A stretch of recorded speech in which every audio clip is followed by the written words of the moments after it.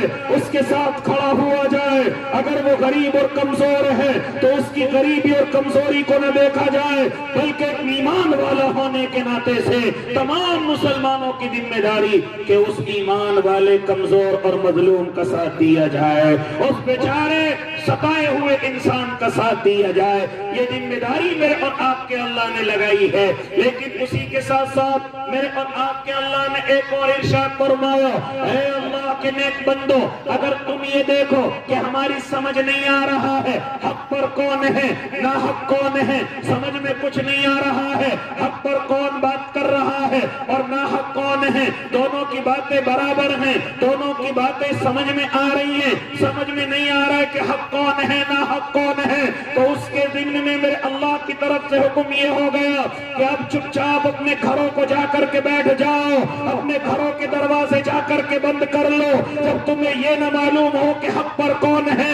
جب تمہیں یہ نہ معلوم ہو کہ ناحق کون ہے، دونوں کے دونوں برابر ہیں، دونوں کے دونوں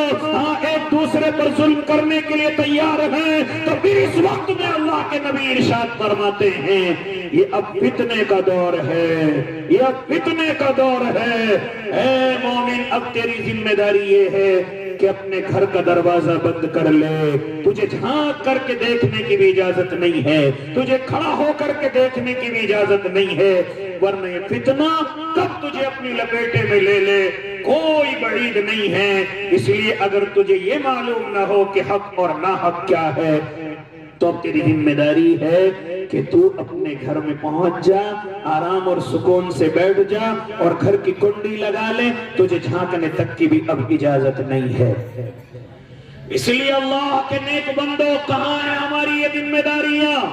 آج تو ہم لڑائیوں کو تماشوں کی طرح دیکھتے ہیں، آج تو ہم لڑائیوں کو اپنے دل کی سکون کے لیے دیکھتے ہیں، یہاں تک کہ ہنستے اور مذاق اڑاتے ہیں، یہاں تک کہ اگر کوئی پیٹتا ہے اس کی تعریف نہیں بلکہ اس کی برائیاں کرتے ہیں، اور جو پیٹنے والا ہوتا ہے اس کی تعریف کرتے ہیں۔ میں اور آپ تو اکسانے والے ہو گئے، لڑائیوں کو ختم کرنے والے نہیں، لڑائیوں کو دبانے والے نہیں، آپس میں صلح کرانے والے نہیں، بلکہ جا کر کے اکسانے کی کوشش کرتے ہیں۔ ارے اس سے دب کر کے آ گیا، اس سے پٹ کر کے آ گیا، ارے اس کا جواب نہ دے سکا، اس کا مقابلہ نہ کر سکا، تو نے ہماری بے عزتی کرا دی، تو نے برادری کی بے عزتی کرا دی۔ اس طرح کی حرکتیں کر کے میں اور آپ لڑائیوں کو ہوائیں دیتے ہیں، میں اور آپ جھگڑوں کو ہوائیں دیتے ہیں،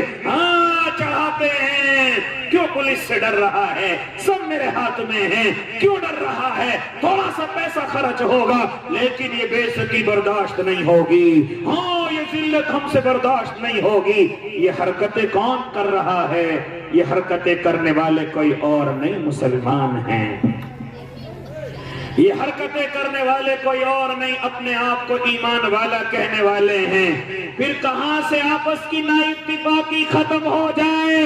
پھر کہاں سے آپس کا انتشار ختم ہو جائے، حالانکہ کیا بیان میرے اللہ نے، انما المؤمنون اخوہ، تمام مؤمنین آپس میں بھائی بھائی ہیں، فاصلحوا بین اخویکم، تمام مسلمانوں کی ذمہ داری ہے کہ اپنے بھائیوں کے درمیان میں صلح کرائیں، اپنے بھائیوں کے درمیان میں صلح کرانے کے لیے علماء فرماتے ہیں اگر کنایتاً جھوٹ بھی بولنا پڑ جائے کہ ان میں صلح ہو جائے، میاں بیوی میں صلح ہو جائے، باپ بیٹے میں صلح ہو جائے، برادری میں صلح ہو جائے، کیا فرماتے علماء کرام؟ اگر کنایتاً جھوٹ بھی بولنا پڑ جائے تاکہ ان میں صلح ہو جائے تو ایسی جگہ کنایتاً جھوٹ بولنے کی بھی اجازت ہے۔ اور جس سچ سے ہمیں یہ لگے کہ انتشار ہو جائے گا، جھگڑا بڑھ جائے گا، میرے ایک سچ بولنے سے یہ پورا گھر برباد ہو جائے گا، تو ایسے وقت میں سچ کو چھپانے پر میرے اللہ نے ثواب رکھا ہے۔ کوئی ضرورت نہیں ہے کہ سچ کو بیان کیا جائے کہ لگ رہا ہے کہ گھر برباد ہو جائے گا، لگ رہا ہے کہ محلہ برادری برباد ہو جائے گی۔ ارشاد فرماتے علماء کہ ایسے سچ کو بھی چھپانے کی اجازت ہے۔ اس لیے اللہ کے نیک بندو، میں اور آپ کہاں سے اپنی نا اتفاقی ختم کریں؟ ہم تو لڑائی جھگڑے شوق سے دیکھتے ہیں، ہم تو ایک دوسرے پر جلے ہوئے پر گھی کا اور تیل کا کام کرتے ہیں، ان کو چڑھانے اور ان کو آپس میں لڑانے کی بات کرتے ہیں، آپس میں اور آپ سمجھانے اور بجھانے اور ان پر آپس میں محبت کی بات نہیں کرتے۔ اسی لیے امت محمدیہ آج انتشار کا شکار ہے، آج افتراق کا شکار ہے، آج سب سے زیادہ لڑائیاں اور جھگڑے کسی اور قوم میں نظر نہیں آتی جتنی امت مسلمہ کے اندر نظر آتی ہیں۔ اور فرماتے تھے حضرت شیخ الہند رحمت اللہ علیہ، اللہ ان کی قبر پر کروڑوں رحمت نازل کر دینا، فرماتے تھے مالٹا کی جیل سے یہی دو چیزیں سیکھ کر کے آیا ہوں، امت کی بربادی کی پہلی وجہ یہ ہے آپس میں انتشار ہے، آپس میں لڑائی اور جھگڑے ہیں، آپس میں ایک دوسرے کی شکل کو دیکھنا پسند نہیں کر رہے ہیں، آپس میں فرقے بنا لیے، برادریاں بنا لی ہیں، یہاں تک کہ ایک برادری دوسری برادری کو اپنے اوپر فوقیت سمجھتی ہے۔ یہ امت کی بربادی کی بڑی وجہ ہے۔ پھر اس کے بعد ارشاد فرمایا اس امت نے قرآن کو ترک کر دیا ہے، اس امت نے قرآن کو ترک کر دیا ہے۔ علماء فرماتے ہیں کہ قرآن کو ترک کرنے سے مراد تلاوت چھوڑنا نہیں، اس کو کاغذوں کے اندر لکھنا چھوڑنا نہیں،